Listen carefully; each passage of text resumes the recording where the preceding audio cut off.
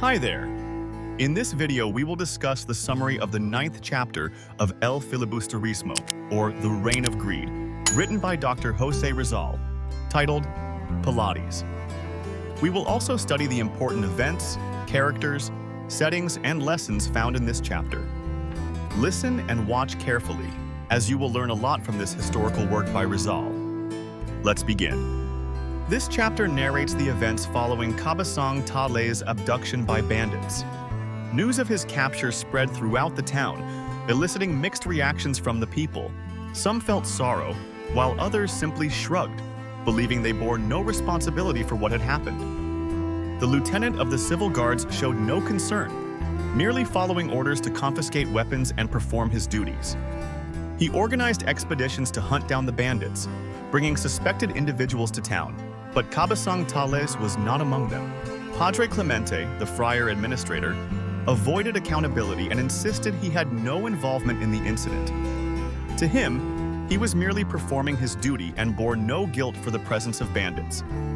He argued that if Kabasang Tales had simply stayed home and not resisted, he would not have been captured.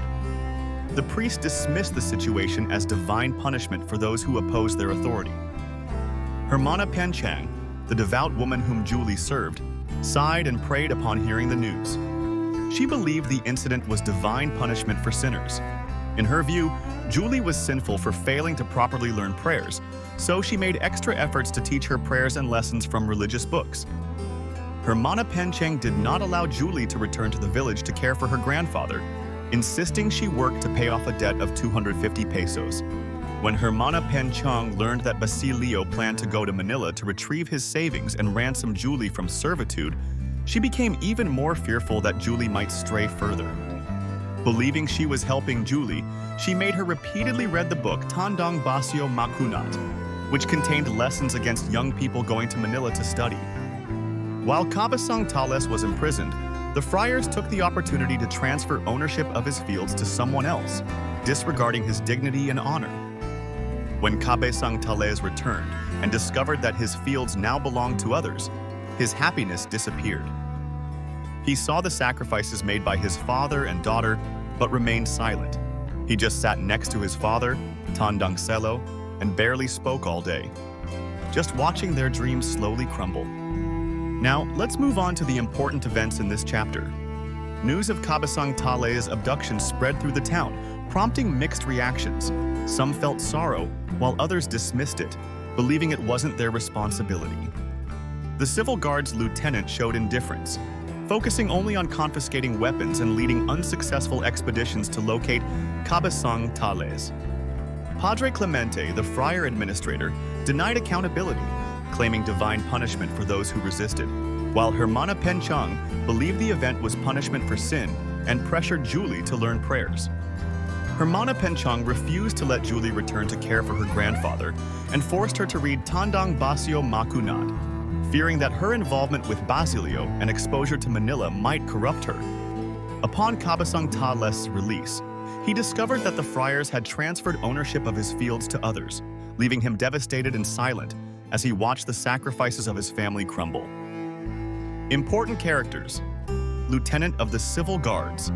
He followed orders to confiscate weapons and pursue the bandits, claiming he was only performing his duty. Padre Clemente, the friar administrator who shifted the blame to the bandits and seized Kabasang Tales' land without hesitation. Hermana Panchang, a religious old woman and Julie's employer. She judged Julie's family as sinful and forced her to pray, work, and read books approved by the friars.